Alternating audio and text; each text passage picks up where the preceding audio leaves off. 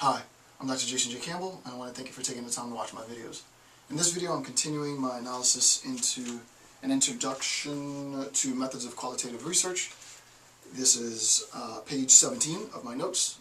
As you know, you can click the link in the description field. It'll take you to the notes. Download the notes, use it to supplement your reading. And we're going to be continuing with Michel Foucault's account of power knowledge. So page 17, and this is section 1.6. So this is an introduction.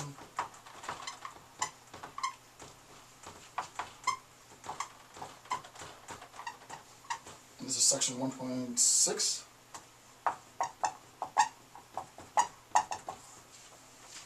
Okay, so Michel Foucault, power knowledge, and Althusser on the apparatuses of power. I'm going to take the two theorists and do a combination of both of their accounts, and an explanation, very brief explanation of both of their accounts, and then take that and apply it to qualitative methodologies.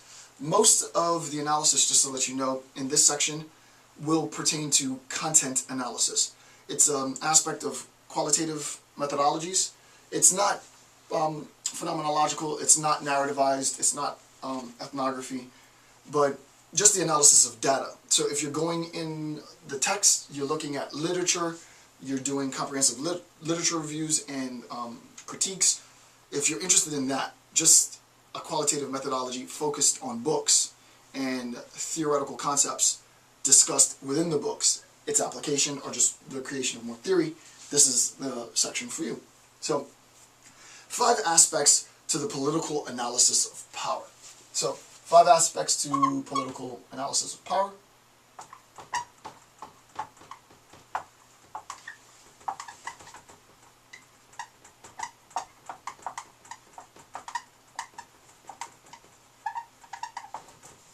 Okay. The first is that of negative relation.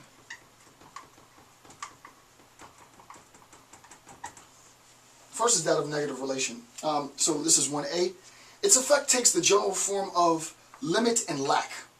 Its effect takes the general form of limit and lack. That is, only to say no, which necessitates the structural power to justify the denial. All right, so I'll talk about justification. Some of the things that we need to discuss is the justification, J-U-S-T-I. Justification of denial. So its effect is general form of limit and lack, that is, only to say no, which necessitates the structural power, which I discussed in the last section, to justify denial.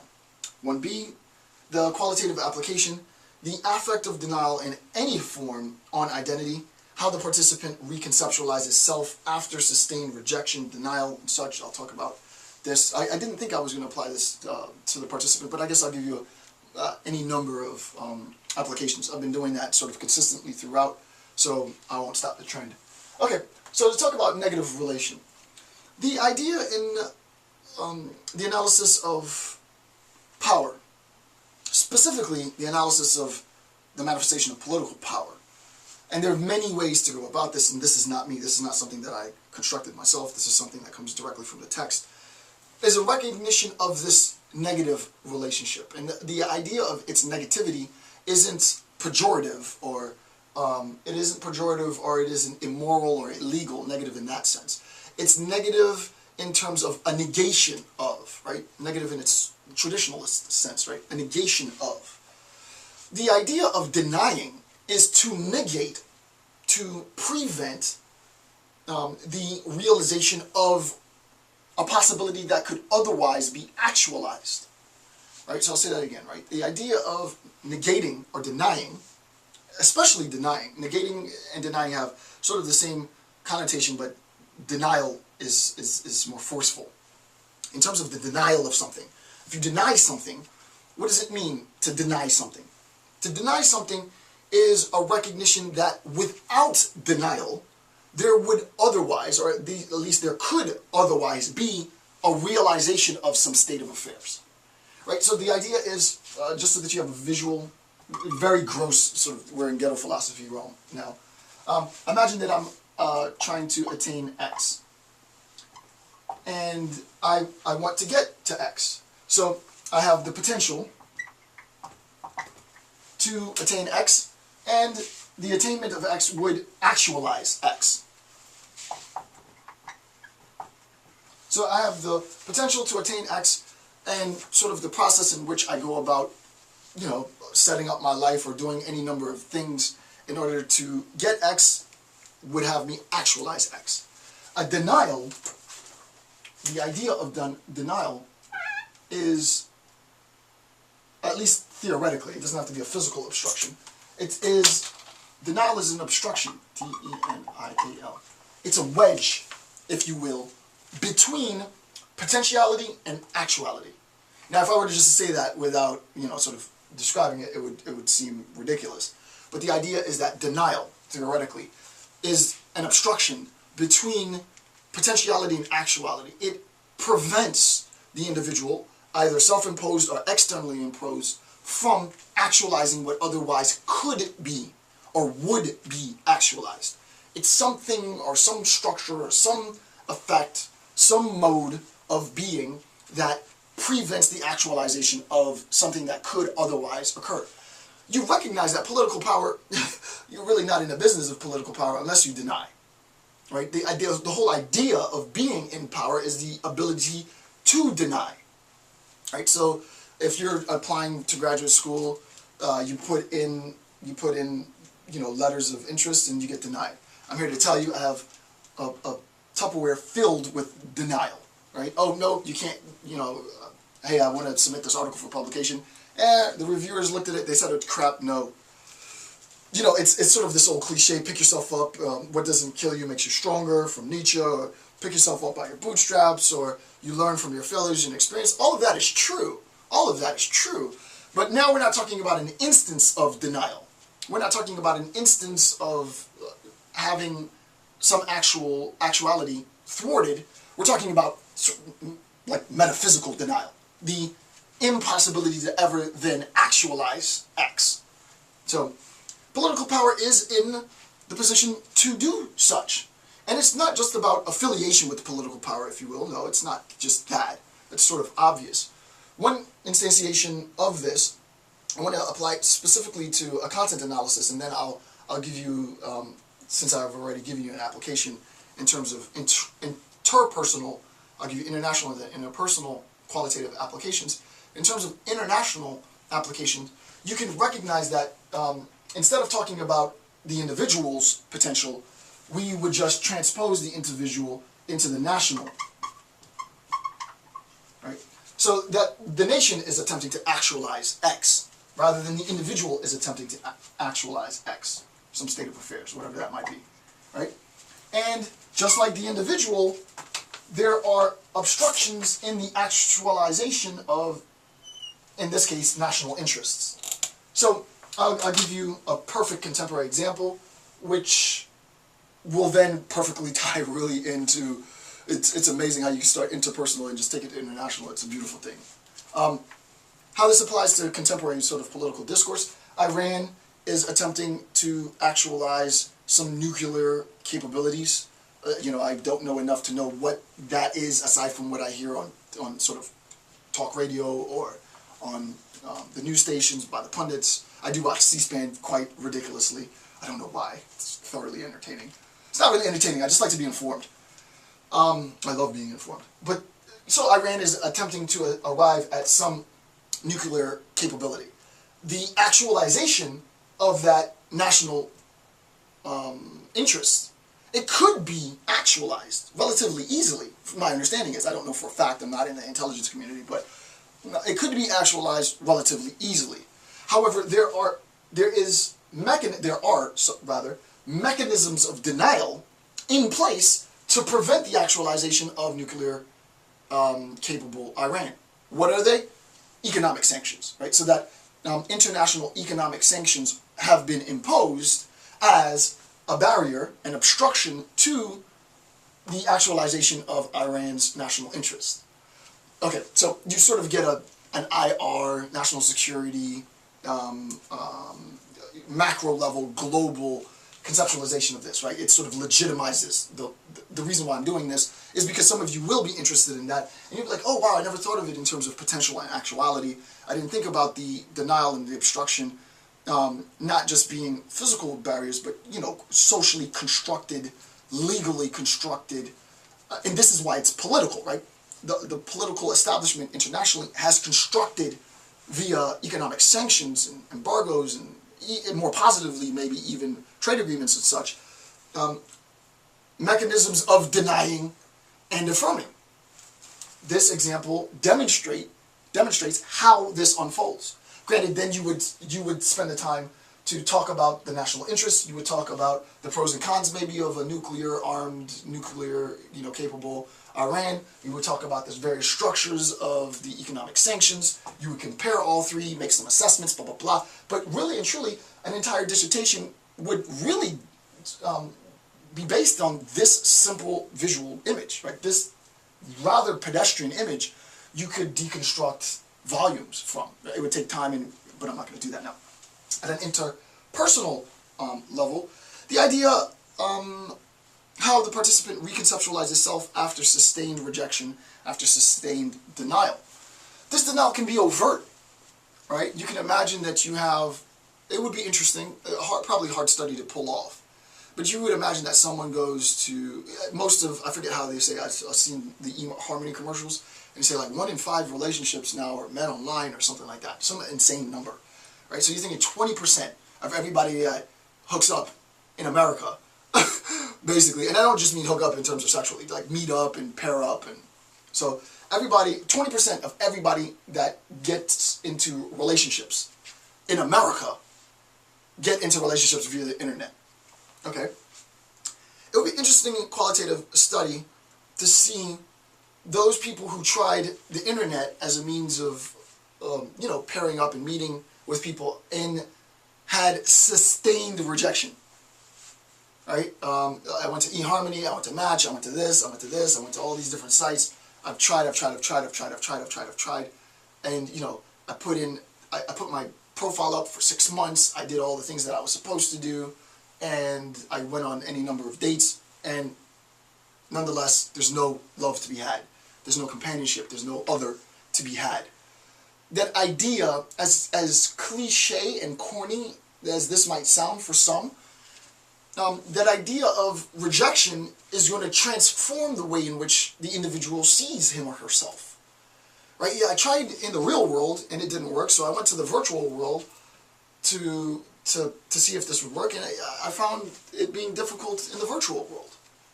And a qualitative analysis of how the individual views him or herself and what the individual might do in order to improve his or her odds is important, right? Is important. Why? Because I would imagine that there are people who are right now, somewhere in America, experiencing exactly that.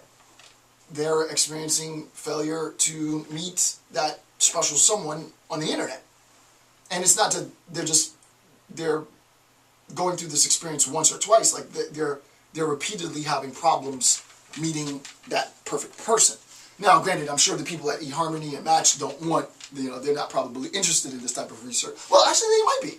I take that back. They might actually be, because then they could probably tailor their systems in order to accommodate those people. So no, they would actually be interested in this kind of research. So this might be big money research. As in that regard, this might be really, it seems really sort of pedestrian, but if you could figure out why people are habitually single, then it might pan out, and maybe you can get the big rigs at eHarmony or Match to fund your research. It'd be great, right? You might write a grant or something like that. I mean, I know you think this is like, oh, Dr. Campbell's just cooking this up out of nowhere. This is just, okay, well, then don't do it. We'll leave it for the other graduate students, and when they get the 6-figure grant donation and get the big job, then we'll see.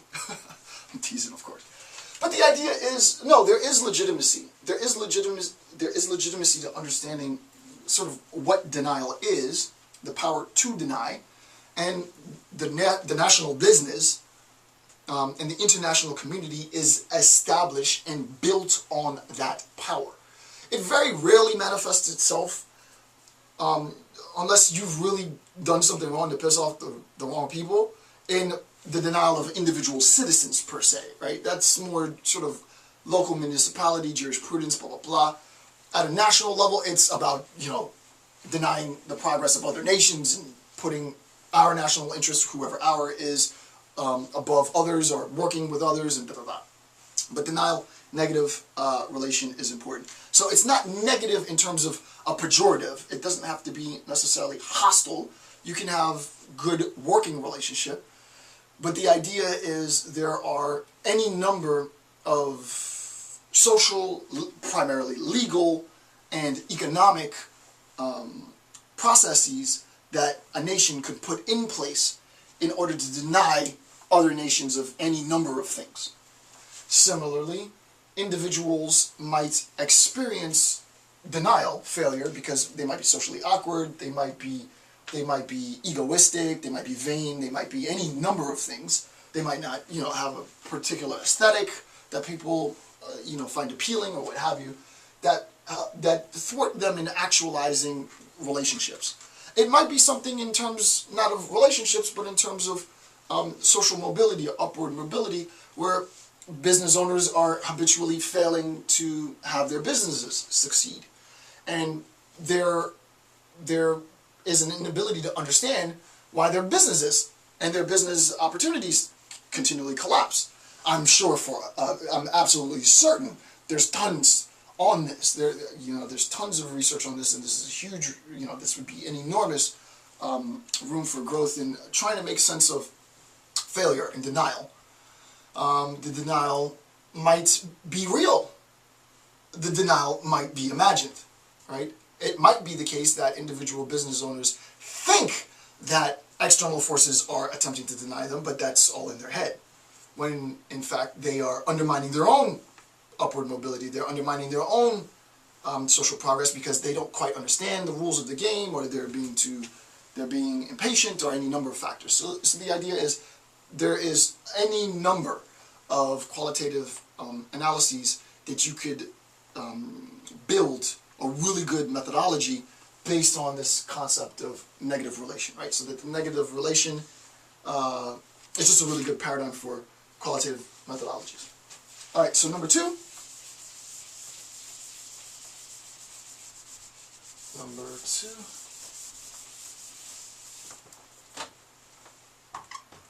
Number two is the insistence of the rule.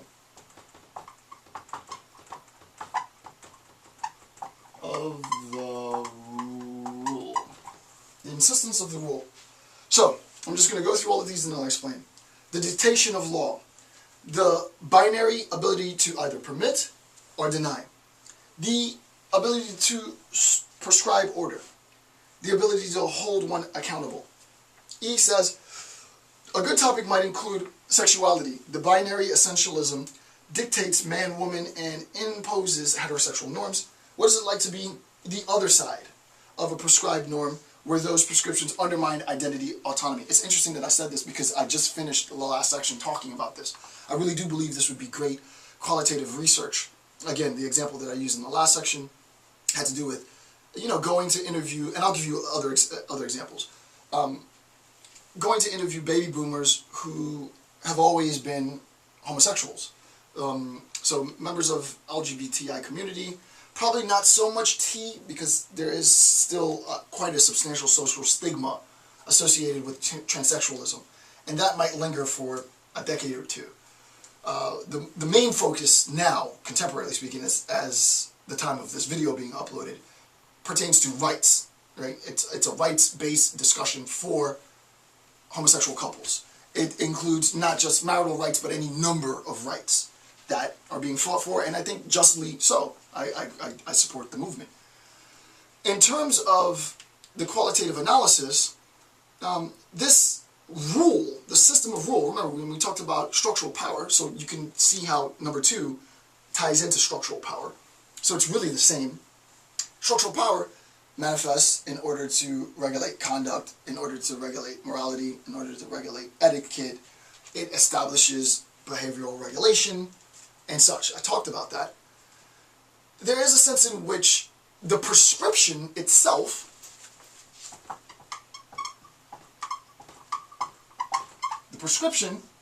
to do X, whatever X might be, you ought to do, right? So this is ought. This is should, or more forcefully, it might be must, but it's usually ought or should. You ought to do X, you should do X, you must do X. Must also is an ethical claim. All require a justification. All of these. If someone says this, you ought, you should, you must, this requires justification. Justifica. All these terms require justification.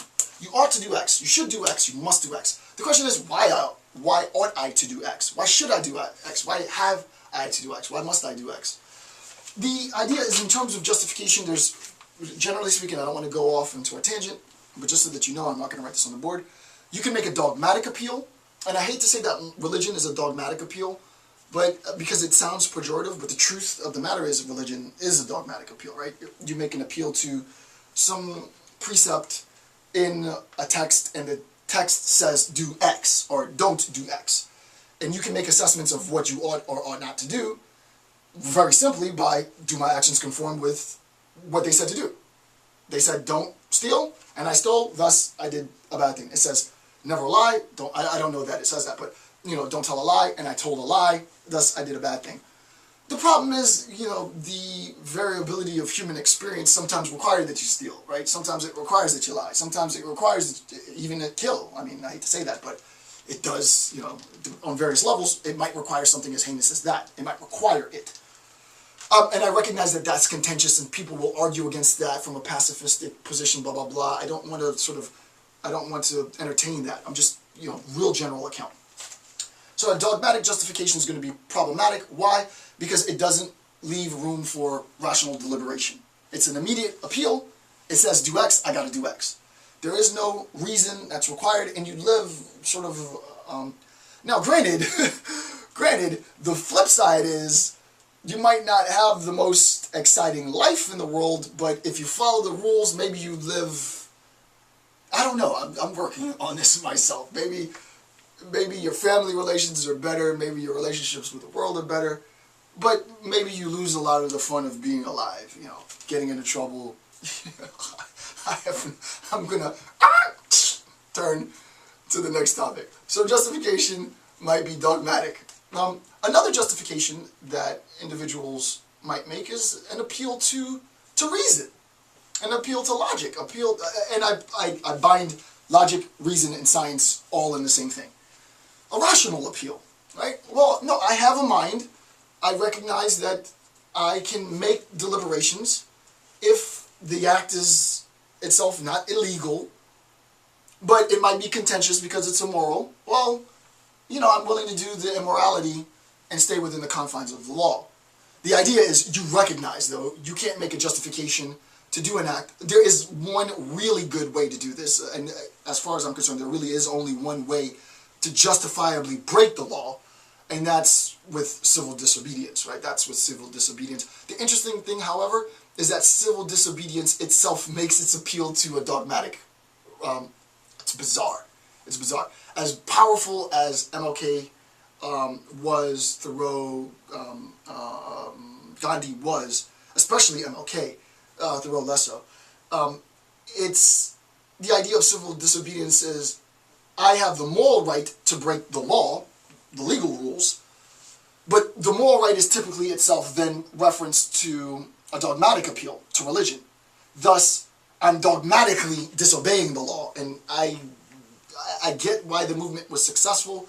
It would be interesting qualitative methodology, and this is the gem. I just gave you a serious gem, students, here. I hope someone looks back fondly on my efforts. So, I hope someone looks back on fondly, because this is, I'm starting to think, I'm like, no, this is like hours and hours and hours of just good gems, right? This is great, great, great topics, and I'm not tooting my own horn because I'm not going to do any of this research. It's just the idea. But I think it would be awesome, qualitative methodology, to look at, revisit civil disobedience and get rid of the dogmatic moral appeal. Would it be possible to have the genius of civil disobedience movement was the ability to finally justify breaking the law, right? It's very hard to justify breaking the law, at least for me. I don't like the idea of, I recognize that the law is in place and sometimes the law, does things it should not be doing, but I think you should still go through the judicial process to try and transform the law. But that sort of visceral, I'm not going to obey, I'm going to sit in, I'm going to get arrested, I'm not going to conform, that direct ability to break the law and suffer the consequences, this is what all of Generation X and millennials are seeming to forget, and suffer the consequences for breaking the law. This is sort of the traditional civil rights, the traditional paradigm for civil disobedience is, I'm going to break the law, and I recognize that there are going to be consequences for me breaking the law, but I'm willing to suffer those consequences. I'm willing to play that game. This is how the game has been constructed. The appeal is, the justification for breaking the law is a moral justification, but that justification, if you deconstruct it, becomes religious. Thus, breaking the law becomes a consequence indirectly of some dogmatic appeal. The idea is, could you, I don't even know that this exists, but could you conceptualize of a way in which we might be able to revisit civil disobedience without dogmatic appeal, right? Without an appeal to religion. Could you think of a way in which, and I don't know, I really don't know. I can posit the question, but I'm not going to entertain, I can't even think about how I would wrap my mind around, which is weird, right? I couldn't even think, I know the question makes sense, but I can't even think of how I would begin to formulate that analysis, right? I think it would be very interesting. It's definitely a lacuna because I can't even think of it. I know that I don't know. So maybe you can now run with that and turn that into something we all know. Give me a shout out. You know what I'm saying? Give me a shout out. That's all I want. So yeah, I think really good application to sort of the insistence of the rule. Obviously, this insistence of the rule is tied into the concept of structural power, and I think it would just make a tremendously good qualitative methodology. All right, so that's number 2. I'm not going to overly sort of belabor any of these points.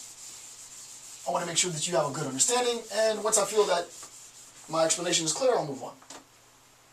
Number 3, the cycle of prohibition via Nietzsche.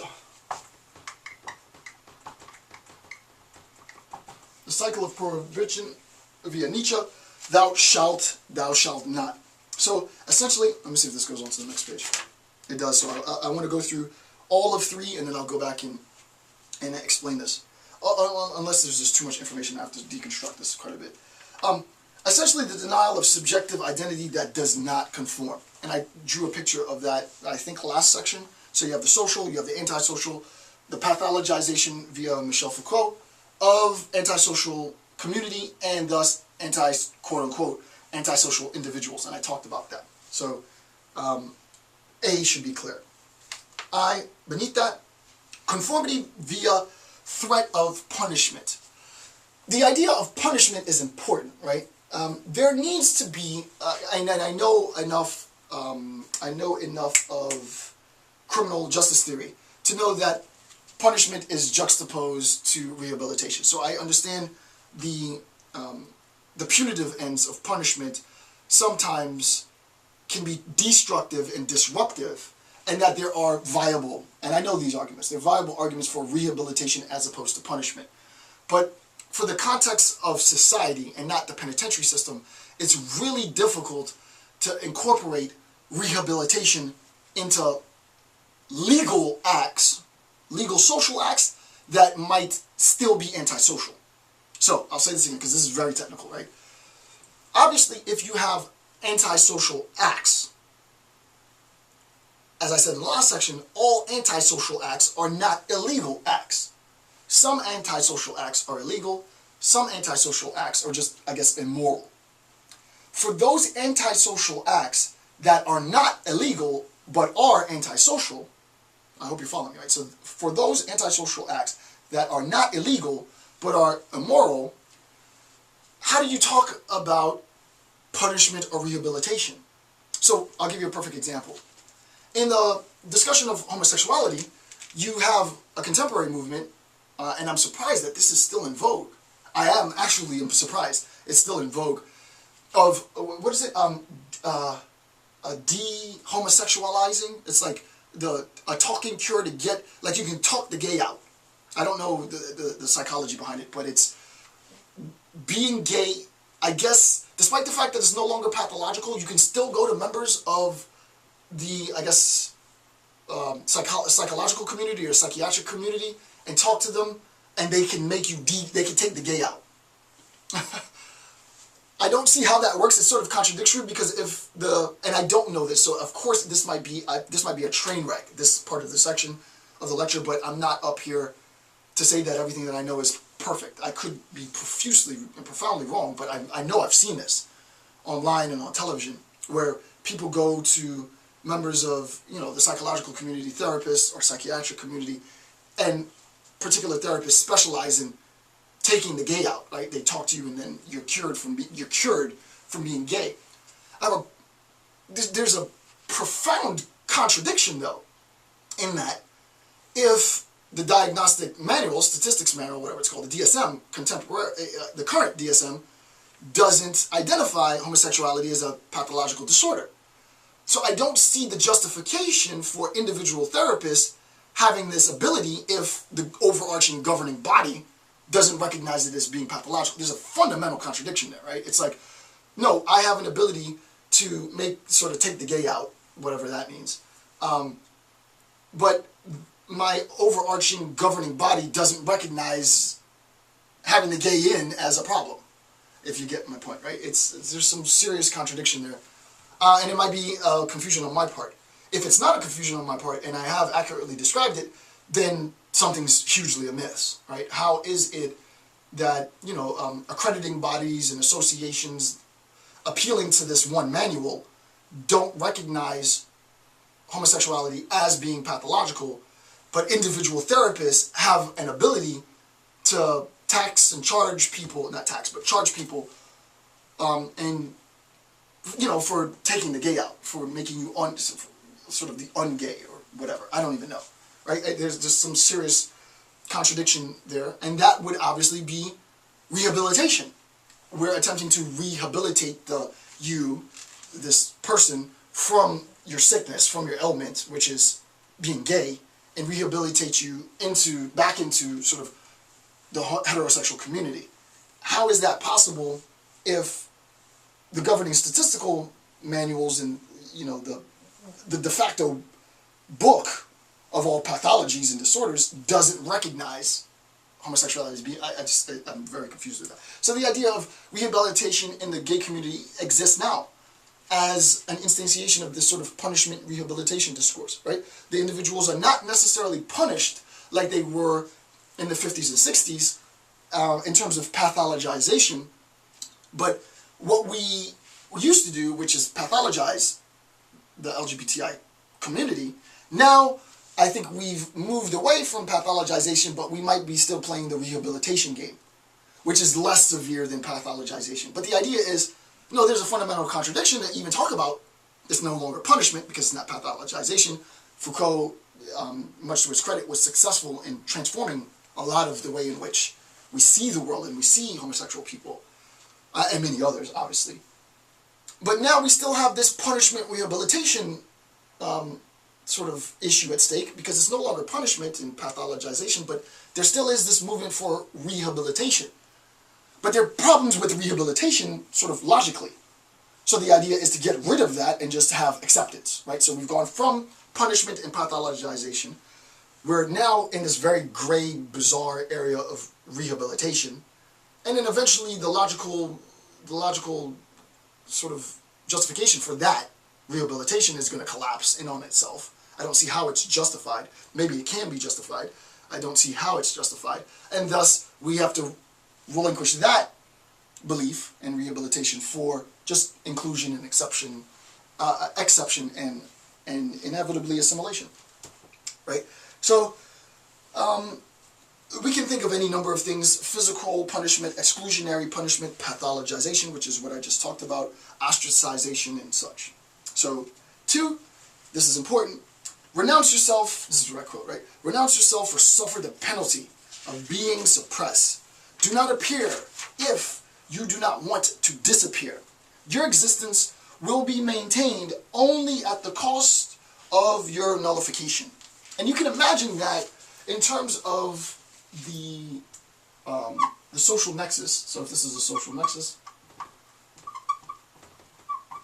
the social nexus, individuals within the community of the social is juxtaposed from individuals within the community of the antisocial, sort of as a gross visual example. The idea is to be included into the social requires conformity. To be excluded from the social requires deviance or refusal. That is, refusal to conform. If we have a community of individuals who have been labeled as antisocial, to be re-included into the community of social, the social, requires rehabilitation.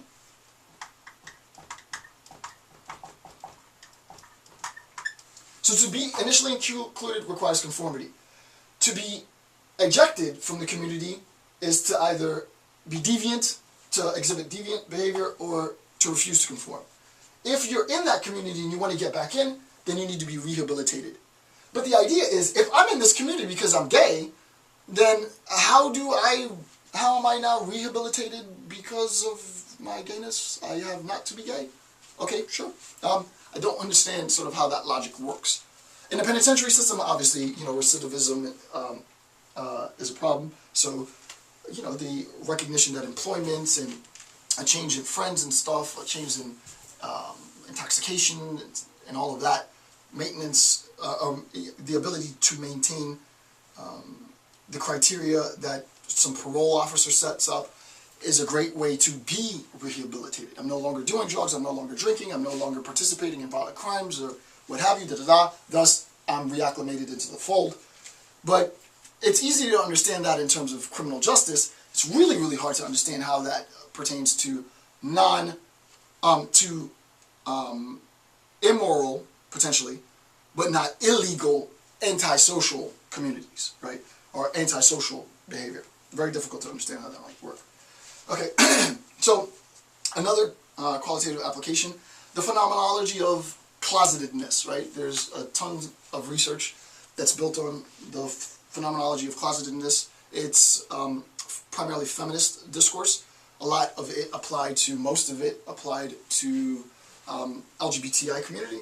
And the idea is, this would be a perfect concept to describe the complexity, because if it is the case that I am going to be deemed as an individual and a representative member of a community as being antisocial, as having antisocial inclinations, as being deviant, as being a threat, because of my homosexuality, you would imagine that I would want to stay away from ever exposing this quote-unquote deviance.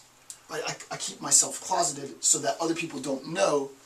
But insofar as you, and this is the paradox, right? Insofar as you keep quiet about it, you preserve the institution that demonizes. You preserve the institution that pathologizes. You preserve, and I know it's more complicated than that. I absolutely recognize that for the lived experience of individual gay men and women, they're not thinking about the systemic global order of norms and heterosexual normativity. No, it's just like, if I let mom know, if I let dad know, they're not going to invite me to Thanksgiving.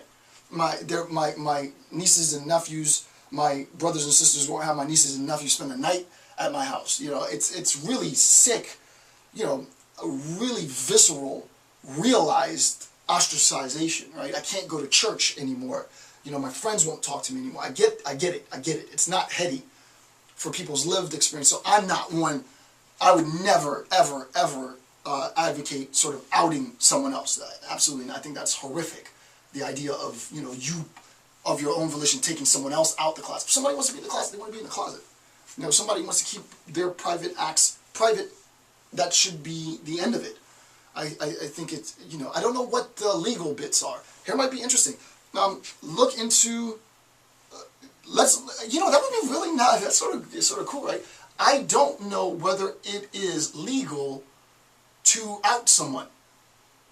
There probably might not be legal ramifications of it, but I know, for example, if you have sort of explicit pictures of someone and you try to post explicit pictures of someone in terms of retribution, I think there's legal measures in place to protect the individual, right? So it's like, you know, former spouse, you know, former significant other, partner, what have you, real sort of bad breakup, you got a stash of bad pictures and I'm gonna shame this person and put all their private business on the internet. I think there are legal rules in place to protect the individual from that. Maybe some punitive stuff, blah, blah, blah. I'm not a legal theorist, I don't know. If there is something like that, that structure could still be used, I would imagine, if there's some type of precedence. I don't see why that structure couldn't be used to protect individuals from being outed. So it's exactly the same thing. I'm going to out you as a means of getting back and keeping you in place. The idea is, are there legal sanctions in place to protect the rights that individuals within the LGBTI community have not to be outed? Such that if you out me and I don't want to be outed, there are now legal ramifications for your act. Right? You can't just do that. Like so you pay a fine, or you go to court. I don't know. So I really don't know enough of the law as to sort of speak on that. It might be pedestrian and they already have something on the books. If it is, then I sort of came about this just from straight theory. I don't know. If it's not, oh my goodness, that'd be huge, right? If that doesn't exist, that legal statute or whatever doesn't exist, wow, well, look what we just did, right? We just came up with something new, and maybe we could implement that as a means of protecting and giving rights to people that otherwise don't really have many rights, right? So that's another application. And again, I don't want you to think that all of this is always going to be LGBTI. I shift. I did a lot of criminal justice stuff. I did some ethics stuff. It's time for the LGBTI stuff. I'll move on and do some other things later in the lecture series, but I want to show you how we can make this applicable. And I think that discussion on the possibility of legal implications is important. So let me pause here, because next is the logic of censorship. I'm going to check my battery to make sure I still have some battery life, and then I will continue with number 4 on page 18. Okay, the next concept is the logic of censorship. So this is number 4 on page 18.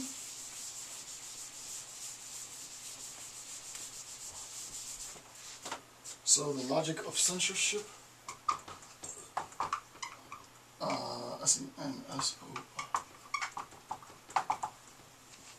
So this idea of censorship is actually pretty interesting to me. I do like the idea of censorship because it's so complex a problem. It's so complex a function of power. Power is in place, and this is probably the most obvious sort of manifestation of power. There are more sort of devious ways in which it can manifest, but I wouldn't describe or discuss this sort of publicly. I'd probably write on it and stuff, but I wouldn't discuss it publicly. But the idea is censorship is important. Now, you might not necessarily agree with this idea that censorship is important, so let me first, before I even begin this, sort of contextualize my bias. Because there is room for disagreement here. I recognize this is a really contentious issue. In terms of a very basic, very general, I'll start general and then I'll get complicated. In terms of a very general discussion on censorship, censorship is in place, the ability to utilize censorship is in place to protect the interests of the community, the business, the person, the nation, what have you. In terms of political power, since this section is an analysis of political power, censorship is used to protect national interests, so that censorship becomes a means with which national interests are protected. Now, censorship manifests in any number of ways, but the key sort of conceptual tension in discussions of censorship is the relationship between our right to free speech and our right to privacy. We believe that we Americans, and I'm talking specifically about America here, but in the U.S., we believe that we have a right to free speech. There are some caveats to that, right? You can't speak in order to incite violence and such, blah, blah, blah, but we have a right to speak, and we have a right to our privacy. You wouldn't think that the two you would think that the right to speak makes it sort of forfeits privacy, right? If I'm speaking my mind, then I am willingly foregoing my privacy, and if I'm remaining private, then I'm not speaking publicly. So we tend almost always to say that freedom of speech is in one sort of group, and the right to privacy is in another group, and there really isn't a combination between our freedom to speak and our right to privacy. It's sort of two separate things. And this is actually false. This is categorically false. So that if we have sort of the freedom to speak,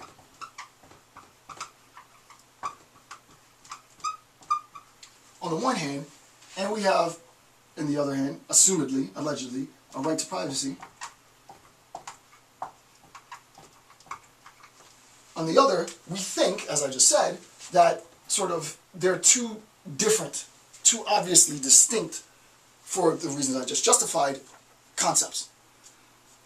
In terms of censorship, especially in the 21st century, and especially with respect to, and this is why I'm justifying it, because I do believe that that censorship is legitimate. Some people will say any degree of censorship is a violation of rights and blah, blah, blah, but I'm not that extremist at all. I'm very, very realistic that there are instances in which censorship should be imposed in any number of settings. I'm saying this to be honest with you because you might immediately want to disagree with me, and that's cool. I don't have a problem with that. So I'm exposing my bias here. I usually don't do this, but with respect to this topic, I am exposing my bias here. Why? In terms of our freedom of speech is a right that the individual is granted under the Constitution, right? Our Constitution says that sort of, if you were to look at this in terms of legal theory, we're given this right. This right is acknowledged. We have this right as a consequence of our legal code and such. Our right to privacy as well, but the way that we think of our privacy, the individual citizen, John, Jane Doe in the street, anywhere in, good old USA, small town USA, is that there isn't a sense in which my privacy can be censored. Like, you can't censor a private act. Right? You can't attempt to censor a private act. Why? Because the very attempt, and this is key, the very attempt to censor a private act seems to make justification for an invasion of my privacy. Right? So, let me give you an example. Sodomy laws. I hate to do this again. I just said I wasn't going to go back to LGBTI stuff. But if I'm talking about sodomy laws, the obvious question is, if we're not talking about discussing, sodomy laws publicly and having a public forum and debate on sodomy laws, but we're actually talking about sex. I hate to use the word sodomy in that sense because it sounds barbaric, right? But we're talking about homosexual sex of any kind. The idea is, how can it be the case that and the legal theorists know this, they understand this sort of caveat, right? It's almost impossible to punish someone or seek to rehabilitate someone for violations of sodomy laws because the very attempt to justify and demonstrate that the law was broken requires you to invade someone's privacy. Like, well, how the hell did you know that I was engaged in this act without having broken my right to privacy, right? And thus, this is why people aren't regularly, if ever, prosecuted for breaking sodomy laws. They're on the books, but they're, for all practical purposes, just on the books. Now, if that's clear, the question becomes, what is the nature of the relationship? And this is a lot. I didn't think I was going to get this complicated. I don't want to go too deep because, again, censorship stuff is really sort of important, and I'd rather not do a too deep analysis on this. But the idea is, our freedom of speech allows us in a public forum to say things that might, in fact, and Chomsky does this best. I don't think anybody does this better than Chomsky. It protects our right to say things that other citizens probably don't want to hear. Right? That's what our right to free speech protects. It protects that type of speech. Now, in terms of privacy, in another era, a non-internet era, a pre-PRISM era. And in an era prior to internet and mobile phones and mobile technologies and cameras on your phone and your computer and all this other sort of gadget-based blah, blah, blah that we are all basically immune to, it was the case that you can imagine the social activist sitting at home creating really in genuine privacy a social movement on a sheet of paper. I'm going to think about this social movement. I'm going to lead this new thing, this new wave. I'm going to lead this new social movement. But before I bring it to the streets, I want to make sure that it makes sense at home. So the person, this is like, let's say pre-PC even, right? This is pre-even Apple. So let's say 60s stuff, right? You can imagine one thing that's enviable about that era was the fact that the activists could sit at home and really, okay, I'm going to, all right, and then I'm going to do this. We're going to codify these laws. We're going to have these levels. I'm going to hire these people. They're going to come to my house.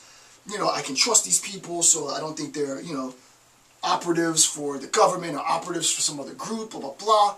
Just sort of like real sort of, think movie, right? Think Black Panther Party. Think any sort of, you know, activist, you know, pedo party or any sort of, you know, ecologically sensitive party or what have you, right?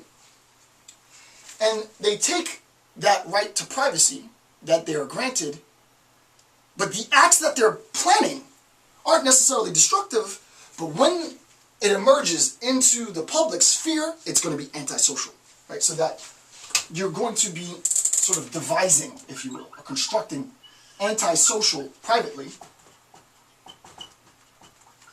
You're privately constructing and quote unquote, I hate to say it like this, antisocial or activist based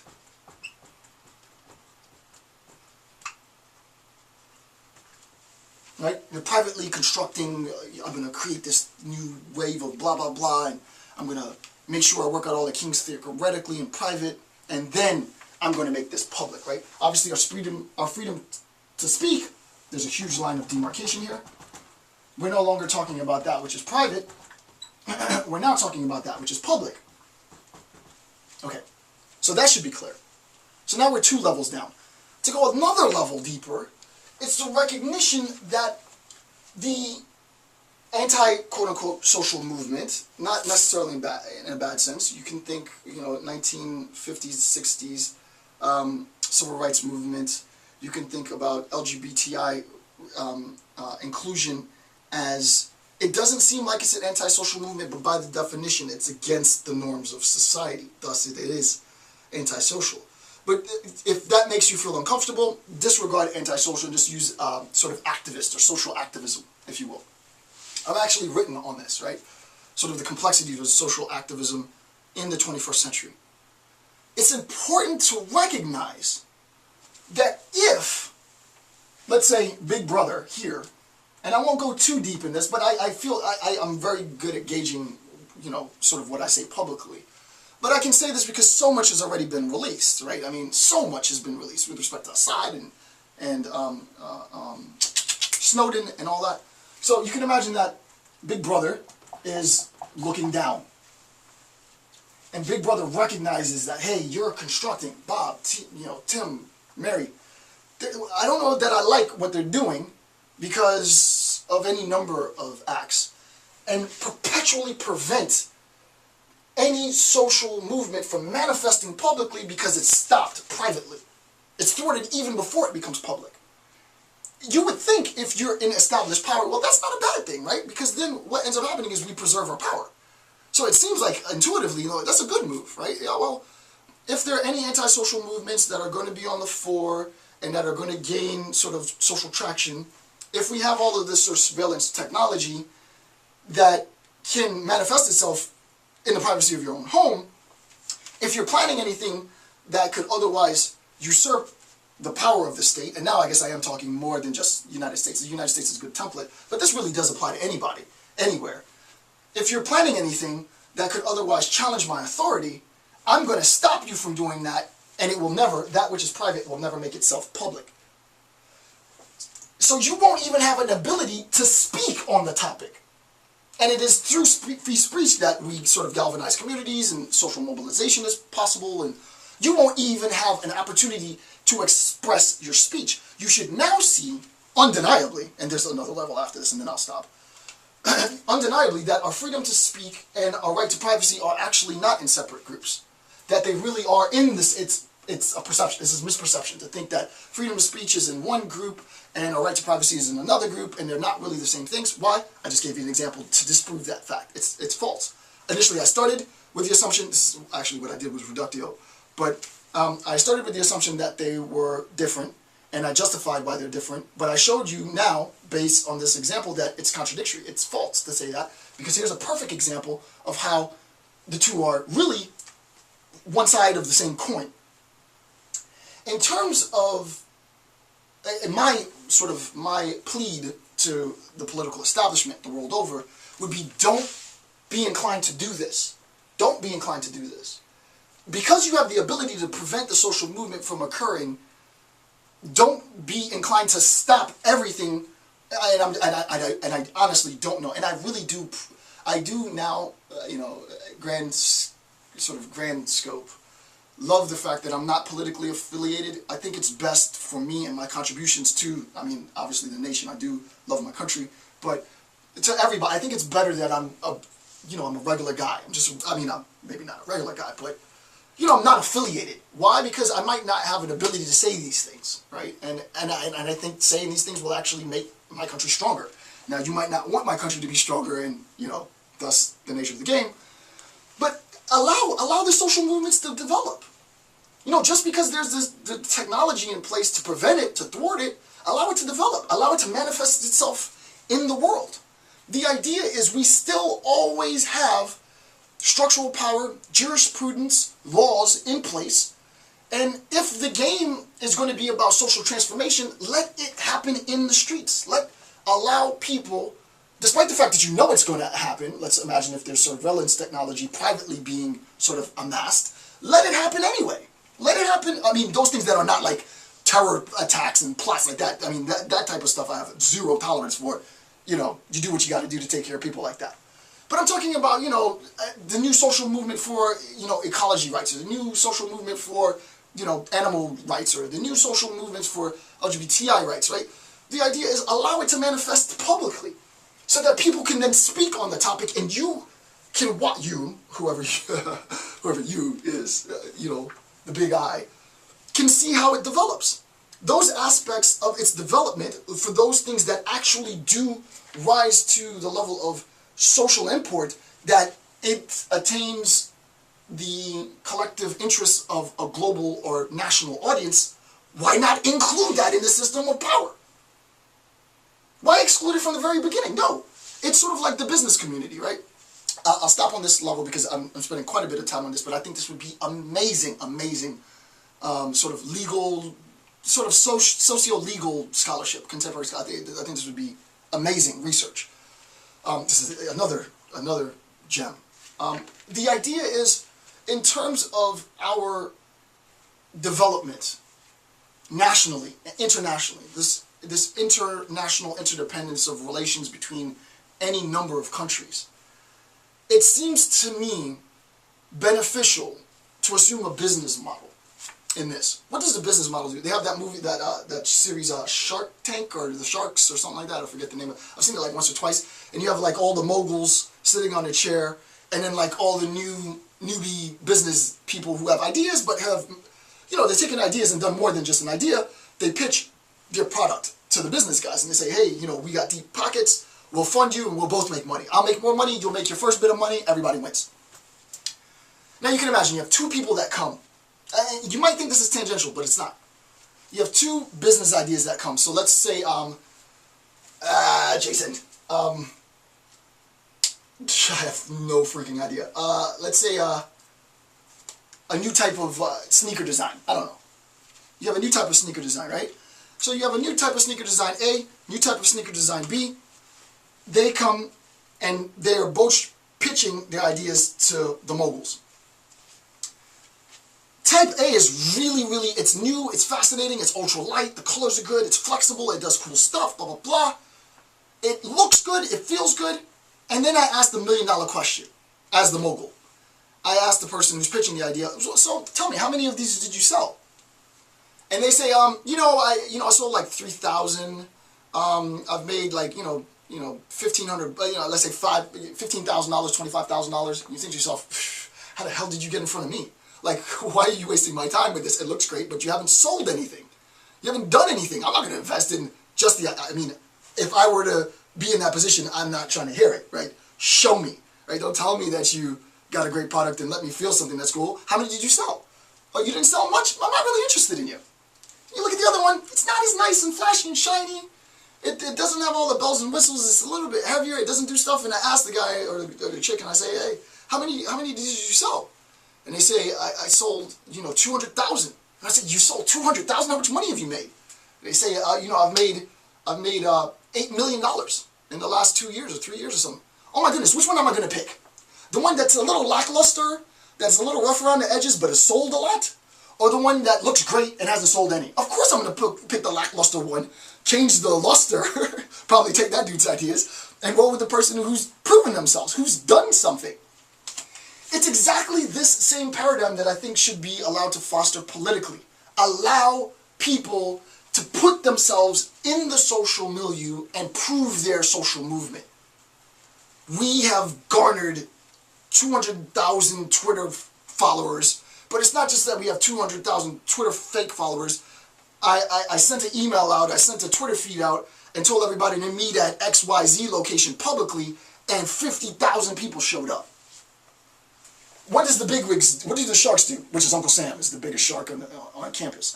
Shout out to Uncle Sam. What does Uncle Sam do? Wow, that's pretty impressive. We could have stopped you before, obviously, but we decided not to. We want to see what you're able to do. You went out socially and you were able to organize 50,000 people for so-and-so? Who are these people? What are their problems? Oh, what are your grievances? Your grievances are what? You think I'm going to listen to the grievances of a community that hasn't been able to articulate their position? Or I'm going to listen to the grievances of a community that are actively mobilized and articulating their grievances in the scale of 50,000 people? Well, guess what? We would like to introduce you into the fold. Welcome to the club. This is why I say of course, it's tragic that I even said any of this publicly. But I really believe that. In terms of censorship, I do believe in censorship, but I do recognize that it's a game in which you facilitate varying degrees of censorship. Why? Because full-scale censorship really undermines established political power.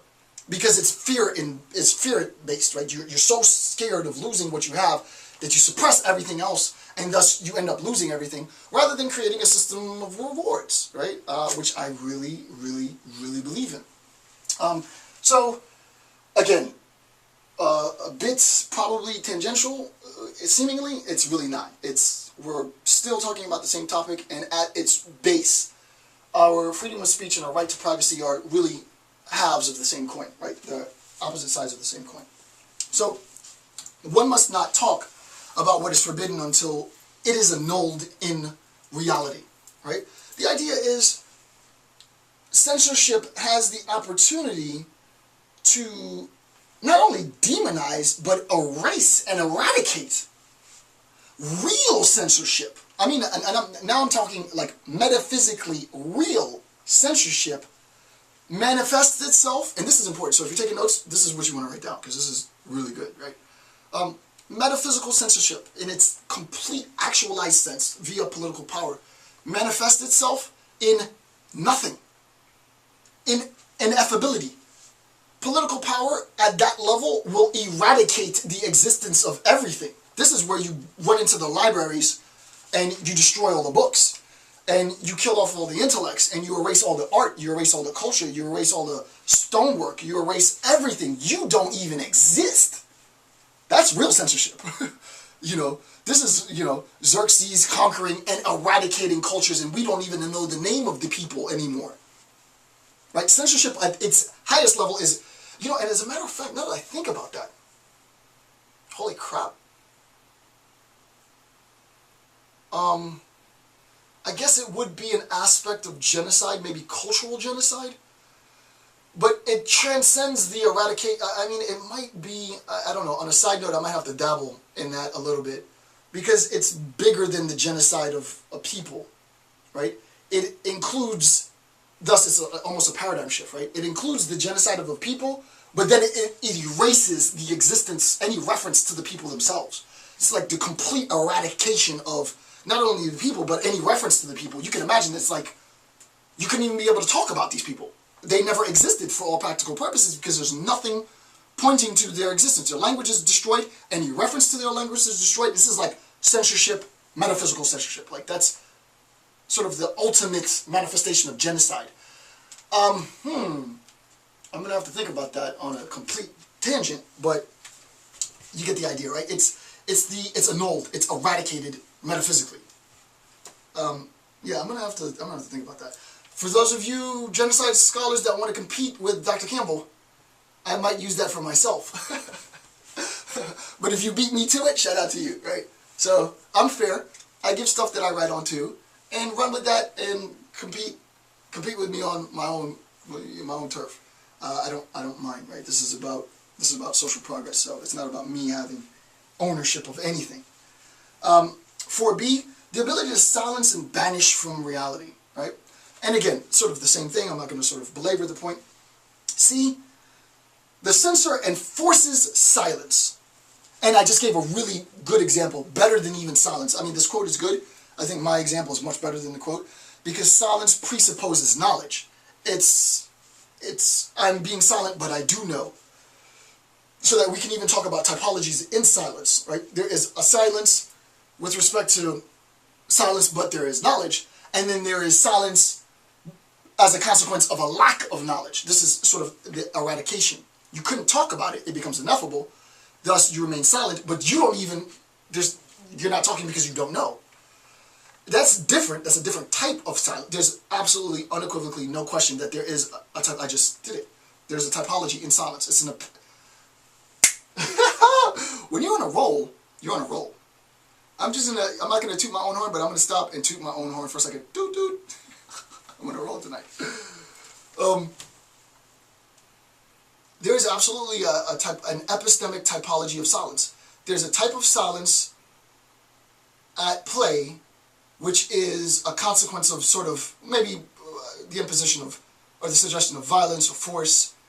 And violence and force is used to keep the knowledge of something that could be articulated from being articulated. Thus, silence is a manifestation, but knowledge is there. There's another type of silence, a deeper type of silence, where you couldn't even talk about it because you don't even know. That, as a consequence of sort of orchestrated political violence, would require sort of the obliteration of cultures and everything, such that there couldn't even be a discussion of the atrocity. There couldn't be even a discussion of whatever happened because there's no reference that it even occurred. In a very perverse sense, the second type, the latter, is, in terms of politically, it protects everything. It protects, if it's being implemented to protect political power. Why?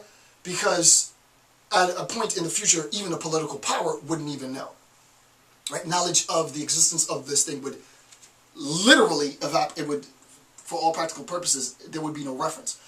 So yeah, there is absolutely a typology in silence, and I think ineffable. I reference my dissertation a lot. I don't know if I talk about this specifically. I have to look at my dissertation after this. Remember to look at it and control-find ineffable. But whether I wrote it or not in the dissertation, it was something that stuck with me as a consequence of my research.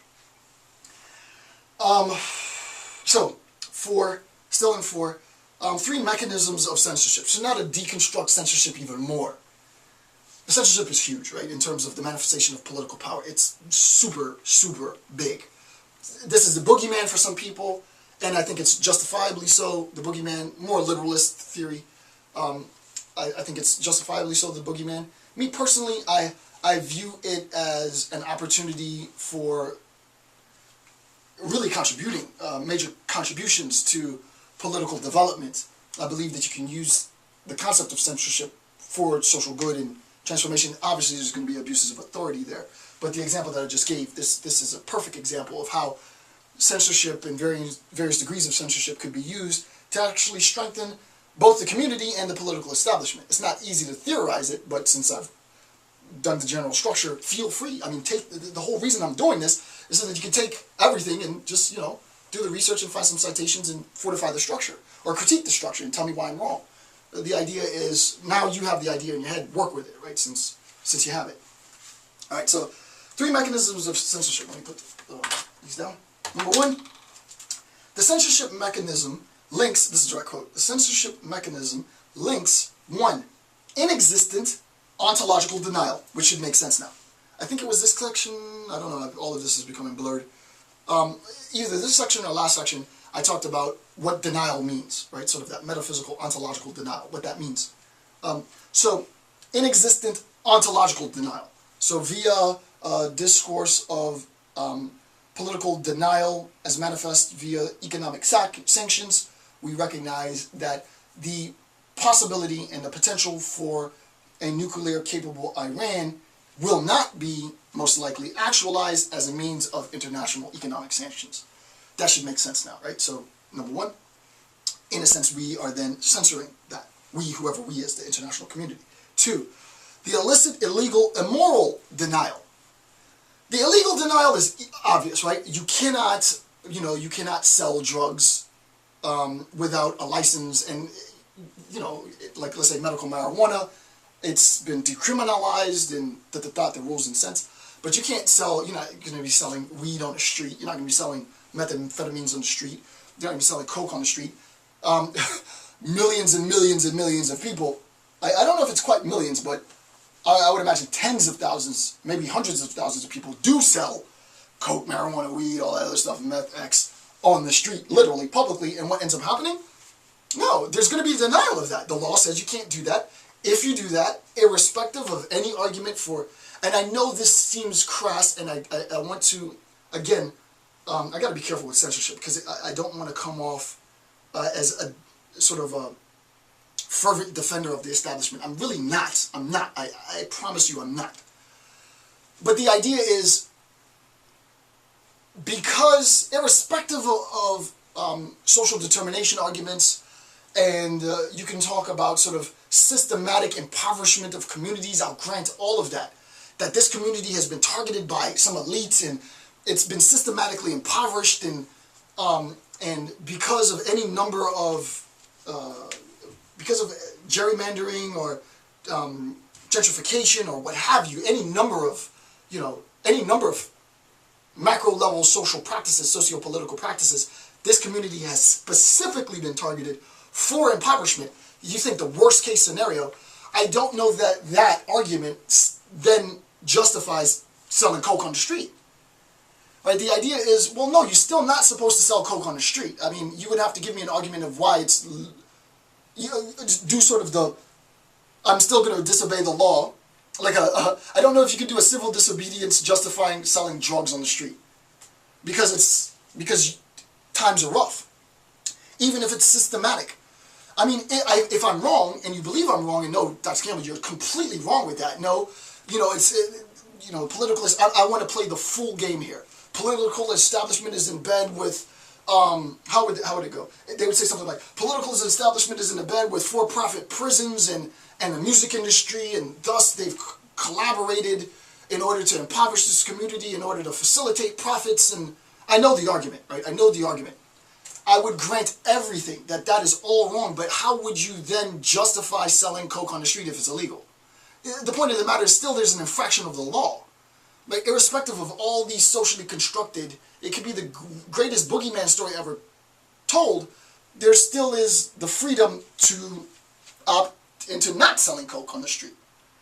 If you do it, you know there's a risk. There might be huge rewards, but the idea, there's a risk, and if you take that risk and you get locked up, I mean, let's have an argument. I could be wrong, and I could concede everything if I heard the appropriate argument. I'm open, I'm not a dogmatist in any sense, but I just don't see how that argument would be substantiated. It's an illegal act. We cannot normativize, selling of illicit narcotics. If we, decide to decriminalize it, that's something that we're going to do in response to any number of factors, but that's a decision that we make in concert with the medical community and the public. But for an individual to recognize that it is a violation of the law, I can't do morals. I'm not going to do morals because I know it's illegal and immoral, but I'm not going to do morals. So I just want to stay with something in terms of legal. They're going to do a violation. They're going to go to jail. They're going to go to jail, irrespective of the fact, right? So I recognize it's more complex than that, and I might be caricaturizing this, but please tell me, not me specifically, because I'm not going to read your comments, but write a paper. Seek publication now that you got the concept in your head, and argue against me, sort of the theoretical me. Posit me and say, well, Dr. Campbell's wrong. Right? The person who would argue this position is wrong for all of these reasons. Right? Yeah, I think you have a good structure now to exercise an ability to argue against that position. Number 3, the inexpressible linguistic denial. This one's key. Right? I want to spend some time on the inexpressible in such a way that each is a principle and effect of the other. The inexpressible is not the ineffable. It's not that I don't have an epistemic means to say something. It's that there are social ramifications for having said something. The examples that I can think of, I can't even say. Even I can't say it. I would never say it. So I'm going to try and think of something that I can say. What is inexpressible? There's only a few examples that I can think of, and I can't say it. Not even as an example. Forgive me, sorry. Hours and hours of talking get sort of cotton mouth. I need some water. I can't think of any example. Inexpressible. I guess the only thing I can think of, and this doesn't even capture it, but you can't cry fire in a crowded movie theater. It doesn't quite capture the inexpressible. But it's about the best example that I can give. You can't yell fire in a crowded movie theater. Why? Because for you to express, there's a fire in a crowded movie theater, people are going to be stampeded and potentially lives are going to be lost as a consequence of what you said. Thus, despite the fact that you could theoretically say it, you can't. Because there are consequences for saying it. I guess, you might be fined. I guess you could potentially go to jail. There are things, however, that are so inexpressible that even in an example, and I'm radical, but I got, even an example, the expression of certain things, the censorship could result in you losing your life. Like, there's certain things you just don't say, right? And it is what it is. So, if you want to play that game where you test the systems of power, any number of systems of power, could be educational as well, right? So for example, you have to be mindful of what you say not that you need to be in fear of your dissertation committee. I'm trying to sort of shift the focus here. You might say something to I can't think of an example, but something that should not be expressed to those who have control over your livelihood. You need to be careful sort of how you talk to those who have control over your livelihood. Why? Because it could result bad if you say things you ought not to say. And there are some things that are so bad to say. It's not that you can't say it. It's not that you can't formalize the thought. But it's not even a taboo. You cannot express X. And if the violation socially is made, the consequences could be lethal. So that's that. And that's as detailed as it's getting. So in terms of the 3 now, sort of the inexpressible, the denial of, the first one, the denial of the existent form of things, and sort of this legality and morality, all of which I just discussed, you can sort of distill all of this into 3 more basic concepts. You have an ontological censorship, which is censorship as such. Like, ontological censorship is the obliteration genocidally and culturally of an entire civilization, an entire peoples. Obviously, the only power on this planet capable of doing that is political power, right? And I might even say, well, I got to think about that on my own. I might not give that bit out because I'm going to keep this for myself.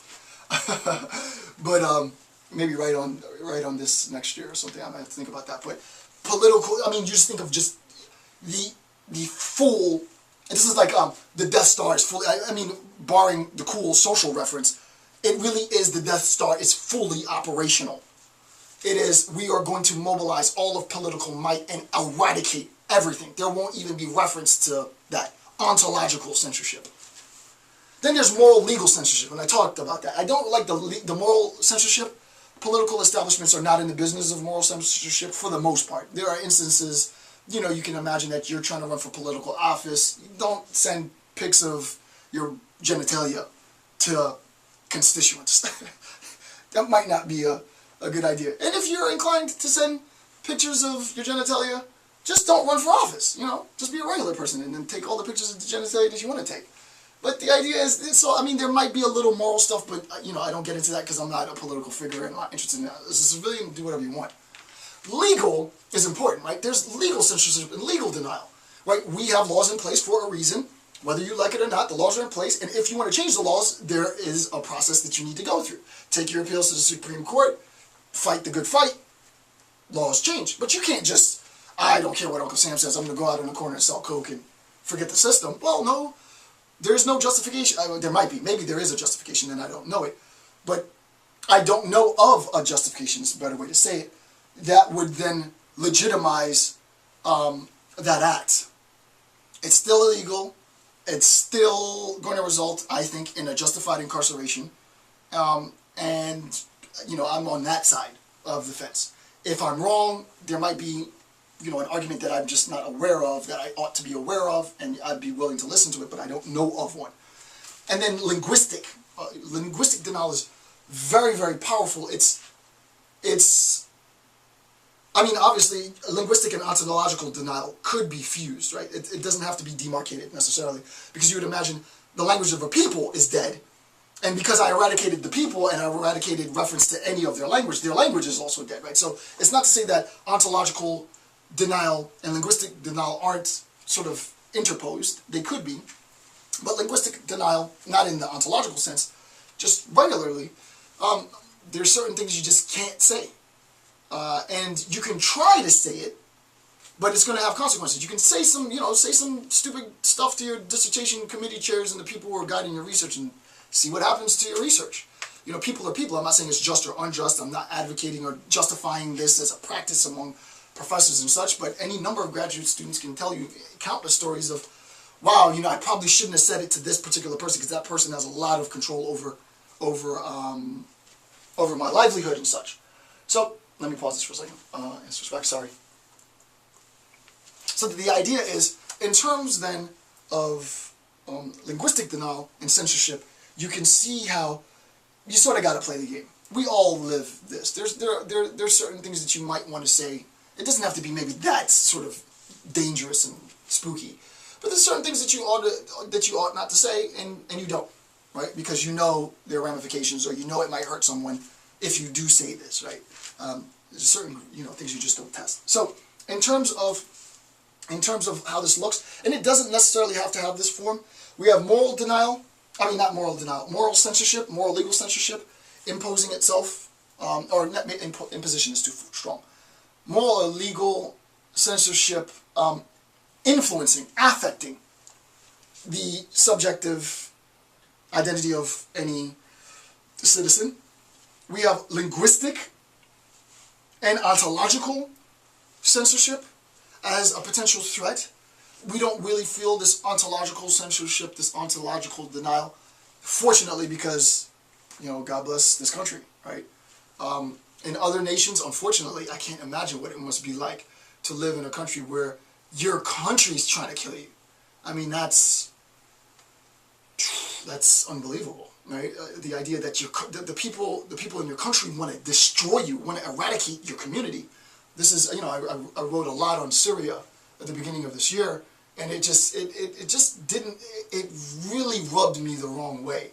And I'm not going to get into that, but the idea that your country is trying to destroy you, and it has access to chemical weapons, and it has access to all types of technologies, and they're not there prodding you or poking you or being a nuisance. Your country is there to destroy you.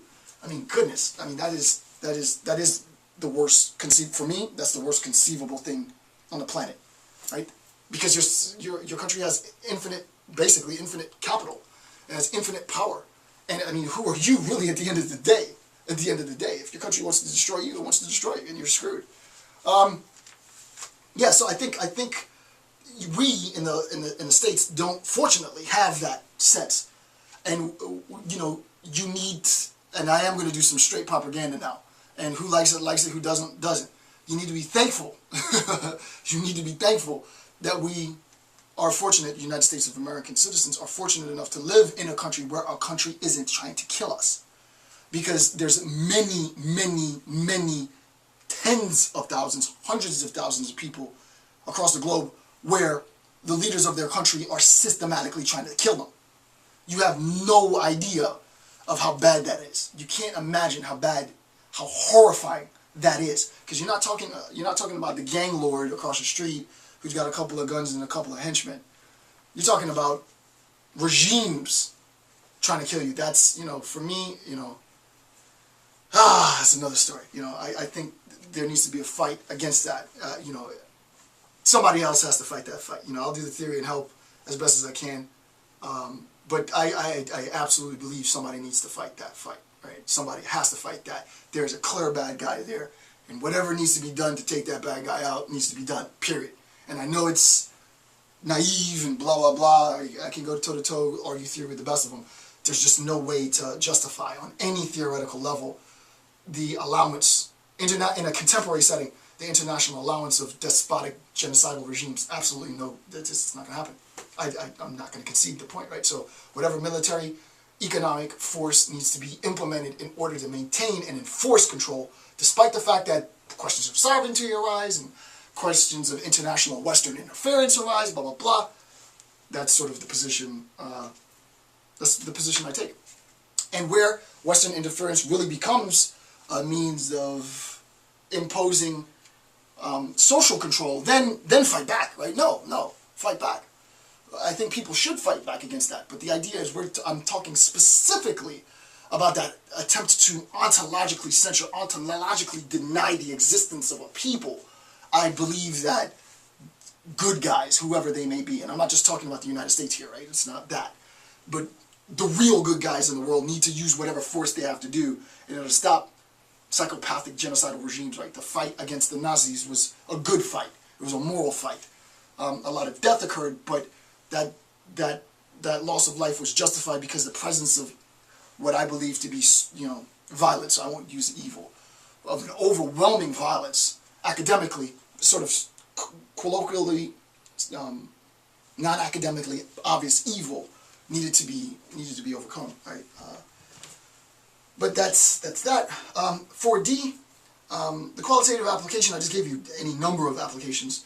The existing social pressure in place to undermine autonomous self-expression. The existing social pressures in place to undermine. How did I get that? Oh, yeah, okay. That's a good point. It's a bit trite now, given maybe it's not trite. I shouldn't undermine my own stuff. I'm so not even wedded to myself. But what I was getting at here was sort of censorship, external forces for censorship to force someone not to say what they want to say. I love this song, Brave. I forget the singer who sings it, and it's like, say what you want to say, do what you want to do type thing, like, be brave. Like, go out there and say it. There might be consequences for what you said, but say it, be brave, go out there. I think that's a huge lesson. Like, for me, in terms of this, obviously I say what I want to say. I don't have any problems with censorship here. I self-censor because I recognize a lot of this is public, but with my students, trust me, I go no holds barred. In terms of my writing is very provocative, I think. My writing tends to be very esoteric as well. I like a very dense academic style, which doesn't make me necessarily popular, but I don't censor myself there. I think in terms of social activism, something that I have written on, I'm waiting deliberation for publishers now. Part of the analysis has to do with the potential for contemporary 21st century social activism. I think activists need to be brave. Right? If you're a young kid, and I mean, that in its totality, if you're a young kid and you feel that there's some external social pressures censoring identity in some sense, use the internet and social media and Twitter and Facebook and all these technologies to mobilize, and don't be fearful of it, right? For reasons that I just said. I really believe that we're in a new paradigm in terms of the immersive nature of this technology, and the U.S. government and other governments are trying to figure out the right balance. And call me, I'm not idealistic, but I am optimistic. You can be optimistic, which is realistic, without being idealistic. I'm very optimistic that, given, 15-ish years, 10 to 15 years, there will be a happy medium. But we're in the middle of it. It just started. So, of course, there are going to be egregious offenses of authority in terms of the government. But I don't believe that they will be the norm. I believe as time progresses, I could be naive, but I believe as time progresses, and I could argue for this historically, that the government will regulate along with the people, and they'll find a happy medium. We'll have a happy medium such that individuals we recognize that we are being monitored, but it won't feel like such an encroachment.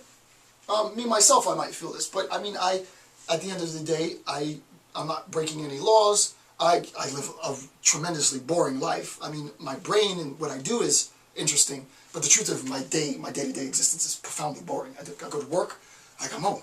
That's it. What I do here is interesting, but I'm a very sort of boring person. But so Uncle Sam's listening to what I'm doing. Uncle Sam's here. Uncle Sam's not offending me. He's not out to hurt me. No problem. I take that liberty that I have privately, and what do? I make it public, and people talk about it. So it's not like I'm telling you to do something I'm not doing. Like, I live this. I do this. So the idea is be brave about it, right? If you want to go out and start a movement and change something and say, this is wrong and the government needs to stop that and blah, blah, blah, all of it, whatever it is, have the courage to do it, right? Have the courage to do it. Go out and do it. And, there might be violations of the law, but that's why we have ACLU stuff and, civil liberties lawyers that come in to protect people's rights. This is America. I mean, it's, if you don't fight for it, you're not going to get it. So go out and fight for it. Go out and fight for it. Recognize if you break the law, there are consequences for breaking the law, but go out and fight for it. Make what was private public. Disseminate your work, disseminate your ideas, disseminate your belief systems and such, so that we can talk about it, right? And this, again, power knowledge manifests itself in practice. That practice then allows itself for discussion. And this is, I live this. I put this out there knowing that people are going to talk about my work and run with my ideas. I want you to do this. Run with my ideas, and you don't necessarily need to credit me per se. I tease. But the idea is I want to make a contribution. I want to feed theorists with good ideas, and you guys go do stuff with it. Let's, act, mobilize this and put this into practice and write policy and change the world based on this, right? So I'm sort of that central engine. The little engine that could is a bit exhausted, but I'm going to make a good push, and then I'm going to break for a couple of months and then come back. But right now it's work. Right now it's work. So much more do we have on this? Let me see. It's turning to be, oh my goodness, this is turning out to be very long. I think I have enough. I'm going to look real quick. I'm not going to necessarily pause. No, I'm good. Okay, so I'm going to just continue. Sorry about that. I have to, instead of pausing and stopping the video, sometimes it's good just to take a quick peek. So the uniformity of the apparatus. This is going to segue into Althusser's discourse on the apparatus. I'm going to talk about this maybe tangentially, because I have to see how the stars align for 2014, but I'm probably going to write an entire book on number 5, for all practical purposes. I'm probably going to write an entire book on just number 5. So if you find this interesting, great.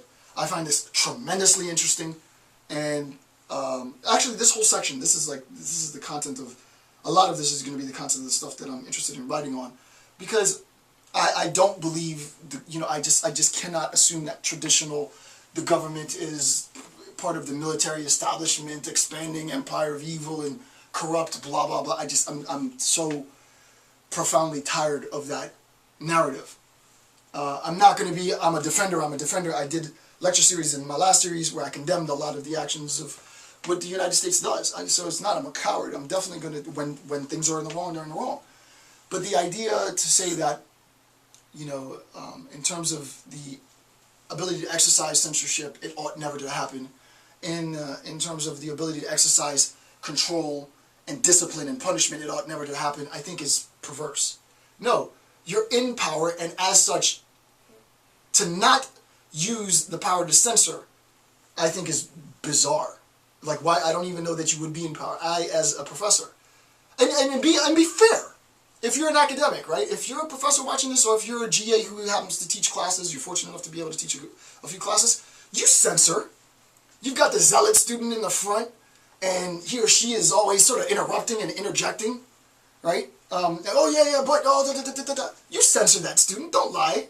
You wouldn't be a professor. You wouldn't be my GA if you couldn't censor and control that student. The idea is you're not going to use physical force. You're not going to use physical violence to control the student, but you have to teach your class. You can't have another student every 5 minutes interjecting and butting in and challenging you wouldn't be a good teacher. So since you are in a position of power, one of the, I don't want to use the word gifts, but one of the tools that you have is the ability to censor. So the truth of the matter is that maybe you're the type of professor who doesn't censor, and please teach me how you do it. Maybe I just suck at teaching. My students don't seem to think so. But no, I'm in class with my students, and every semester, invariably, there's going to be that one. And there's no conflict with the students, there's no resistance. There's the zealot alpha student. I was this student as well. I was that student. I am that student. And my teachers regularly, Jason, please, okay, let someone else talk. Oh, sorry, I didn't know. I was a little too excited. Okay, no problem, you move on, right? No, we censor it because it's a tool of power. I'm in a position to censor. If you're in a position to censor and you don't censor because you're doing it because of some moral appeal, then that's just, whatever. All right, so the uniformity of the apparatus, right? So number 5, finally then, is the apparatus. The apparatus. Here's a quote. Quote, and this is from Michel Foucault. Yeah, this is from The History of Sexuality. This is a direct quote from Michel Foucault. Bottom of page 18, number 5. Quote, power is exerted in the same way at all levels, from top to bottom. It acts in a uniform and comprehensive manner. So, it's from top to bottom, but it's also from bottom to top, and it's also from within the center. The idea is, if I'm talking about this is the example that I just gave you, if I'm talking about the interpersonal relationship that I have with my students individually and as a class collectively, I utilize my power that has been granted me because of this job function to keep my class in control and to disseminate information. My wife teaches K through 12. She does the same thing. Like, you have to in order to get a bachelor's in science in education, I think you have to take classes on sort of behavior management, classroom management and stuff. I don't think you can graduate with your BS without taking these classes. The question is, why would it be required? I might be wrong, but I think it's required. Why, if it's required, why would it be required to take such a class? And the answer would be because you have to control the class. You are given power by the institution such that the use of that power will be able to create norms of governance, right? You can have, a continuity of behavioral expectation. And for those people who act up, you try and work with them as best as you can. For those who refuse, they get ejected, and from there they go to another school, and from there they get completely ejected, and what happens, they build penitentiary systems for students who can't seem to get the cue. So the idea is, I want to make it clear that this presupposition that when you talk about power, it's invariably about domination and bad, and it's about abuse and misuse. That's one aspect of its instantiation. It's not always the case. It's perversely unfair to wholly articulate power relation discourse, power transference discourse, just any discourse on power completely in terms of domination and oppression. It's unfair. There's a lot of resistance because it's inherent to the discourse of power, but the idea is there wouldn't be any there wouldn't be society, there wouldn't be educational systems, there wouldn't be any institution there wouldn't be educational, there wouldn't be economic, there wouldn't be religious or political institutions without power. And that power is given to representatives of the institution. I represent the Ivy League. I represent, not the Ivy League, I don't represent the Ivy League, the Ivy Tower. That would be awesome to represent the Ivy League though, right? I have to, hopefully that's a great Freudian slip and I earned that representation, right? I do love my university though, it's great. But I represent the Ivy Tower, right? I represent academia. And the idea is, you better believe that I'm here to defend it. I can break it. I can punch a hole in a wall and talk about a more sort of informational access model rather than an information recall model. But I don't want anybody else destroying my institution, right? Because you're not trained to destroy my institution. I'm not trying to, obliterate it. I'm redesigning it, right? I'm going to the Home Depot and using these tools in order to make assessments. In terms of and transformations. In terms of a recognition of power, you need to recognize as a qualitative methodologist that transformation, institutional transformation, sometimes is best made from within the institution itself. You can sort of bridge this concept with Spivak's marginalization from the center, right? So you can take Foucault and Spivak's concept of marginalization from the center. I'm not going to explain it at all because I spent an hour or so already explaining it. If you didn't watch that part of the video series, go back and watch it. But you can take that to talk about systemic transformation. Who else better to talk about the emerging trend of a la carte education than someone like me and my colleagues? Who else better to talk about the ways in which virtual technologies, virtual PDFs, virtual videos, virtual lectures can facilitate educational discussion? Who else to talk about the emerging trends in social media, where we can talk about new concepts for educational opportunities for a paradigm shift, and also obviously new business markets, than people like me and those like me who do this religiously. I mean, the idea is, in terms of a good qualitative methodology, go out and find these people. I'm not talking about me, don't find me. But go out and find these people who are inside of the system, who love the system, genuinely love the system, and are trying to exert as much power as they can to transform the system so that it transforms with the times. Because you're always going to have those who are part of any institution. It could be the ivory tower, it could be the political establishment, it could be educational establishment, religious establishment, business establishment, who don't want to change with the times. The old guard, the nostalgic views. In the business community, this almost never exists. Business people, this is why I always look to the business. It's bizarre. I probably shouldn't have said that publicly, but I do look to the business community for cues on basically everything. Scientific community as well. A lot of that physics stuff I don't quite get. I definitely get dollars and cents. The business community adapts with the times. It helps create the new norm, but it is also influenced by social needs and social demands. And I think the business community gets it right. Why? Because you can't sort of lie. Profits sort of demonstrate, no, you got it right because you had the idea and here's the money. Education is hard to see how education pays off in terms of, it doesn't have sort of that one-to-one relationship. I know I've done well, and there's, I guess, quote-unquote, a lot of maybe social capital that I've gained, but I don't know how to quantify that, right? I know this is a good model, but I don't have the same sort of satisfaction that a business person might have in saying, oh, well, here's all the money that I've amassed. I guess I will never know that, which is maybe why I might lean a little bit more towards business in the future, because I do want some epistemic verification that what I'm doing is actually doing something. It's meaningful, and I'm not just doing this to do this as part of my mania or something like that. So, I don't know. We'll see how that unfolds for me personally. Top of page 19. Again, always room for disagreement, right? Always room for disagreement. I'm not a dogmatist. I'm not wedded to anything. The subject who is constituted, this is top of page 19, the subject who is constituted as subject, who is subjected, is he who obeys. Right? I do agree with this. I think there's obvious room for disagreement here. But the idea is, insofar as you are included within the social, not the antisocial community, the overarching larger community, there is conformity. And insofar as there is conformity, there is obedience. I don't personally have a problem with obedience per se. You know, you sort of know your role. Would it be the case that I might want to entertain some illegal actions? Sure. You know, the idea of going out, getting a bag of weed, you got a hard day at work, you've been thinking too much, you go home, sit on the porch, smoke up a fat doobie. My battery died, so I had to sort of restart. We're at the top of page 19.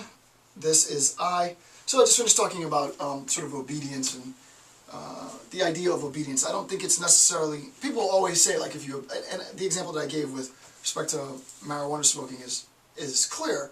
The idea that obedience is necessarily a bad thing, it's a cowardly thing, I think it's ridiculous. I think it also incentivizes people breaking the rules as a way of exerting their quote-unquote self-actualization only to find themselves incarcerated, having to obey. Right? So the idea is, you know, it's not as though obedience enforced, obey or else, can be problematic. I don't generally have a problem at all with the idea of obedience. I'm not going to go too far into this. I do believe that Foucault could be criticized on this part, right? So I say, I don't wholly agree with this interpretation of power and its relation to subjectivity, that is the quote above. It totalizes and is arguably biased by Foucault's own sense of his own marginalization. Right? So the quote is, the subject who is constituted as subject, who is subjected, is he who obeys. But I understand the context with which Foucault is articulating this, but I don't share the sentiment, right? I don't see that my subjective identity is wholly constituted by this blind obedience. No, there's resistance. And I know Foucault is, obviously he wrote the book, so he knows about resistance. There's always resistance. I think those in power have to be, and I believe that they are, maybe not everyone in power, the institution itself. So if we're talking about America, we're talking about America itself. Individual people are going to fail. There's no question about this. Individual people are going to abuse their authority, right, and try and enforce obedience and behavior.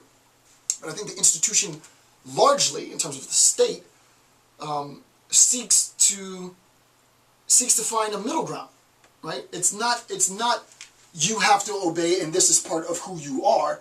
You are that which obeys. Not to say that Foucault is saying that, but there is a resistance. No, I'm going to be who I am, and you're going to have to allow me to be who I am. And there's a middle ground that's met, right? There has to be a middle ground that's met. But the idea that it's obey or die, if you will, then, you know, that's just not the state that we live in, right? I think to speak, at least of the U.S. in that context is perverse, right? Because that's not the reality of the United States of America. It's just not. It might be the reality of others and other governments, but not here. So qualitative application, institutional negation of identity, forced conformity, slave mentality. I don't really want to explain a lot of that because it's obvious, right? The institutional negation of identity via pathologization of marginalized communities, antisocial communities, forced conformity in order to be acknowledged, in order to advance, in order to be recognized, to be compensated, either on a merit-based, reward-based system.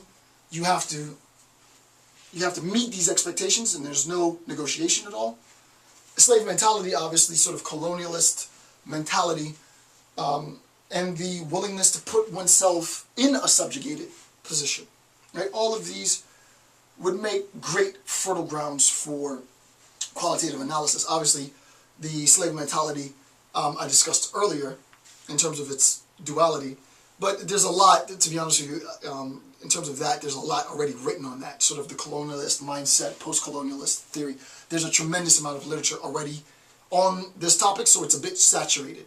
But if you're interested in that, you know, take what I said throughout earlier sections of the lecture and try to reapply it and reassess it.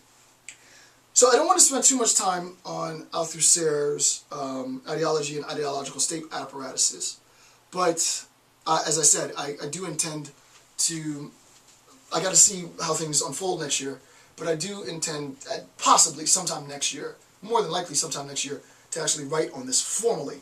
But I'm just going to read what I have. So the state, which is the state of the ruling class, is neither public nor private. On the contrary, it is the precondition for any distinction between the public and private. And the idea is public-private distinction, as stated by Althusser, is itself based on this ruling class, right? A class with which sort of this distinction, these rules don't quite apply. That would require some justification. I think theoretically this is good. I intuit that it is true. I'm almost certain that it is true, but it would require some sort of a valid justification, which would be hard as a consequence of the class itself. It would be hard to even identify the existence of this sort of above the law, if you will, sort of operationally functional class, because everything about us is in the law. So by definition, it's almost impossible to even recognize the existence of these forces, these mechanisms, outside of just straight abstraction, straight theory. So, two demarcations: the repressive state apparatus and the ideological state apparatus, and I'm going to consolidate all of this into basically a minute. The primary function with the RSA, the repressive state apparatus, is violence. The secondary function is conformity. In the ISA, it's just the opposite, right? The primary function is conformity, and the secondary function is violence. Usually I give more explanation on that, but here's going to be the goodie for this section, is that if you would like to know more, since the section was about Michel Foucault, about Althusser's distinction between the RSA and the ISA, Google it, find some articles, read about yourself, and fill in the blanks with the information that I've provided here. So I gave examples of some. Feel free to read and to facilitate a greater understanding from your own independent research. With that, I want to thank you for taking the time to watch my videos. I'm Dr. Jason J. Campbell. Have a good day.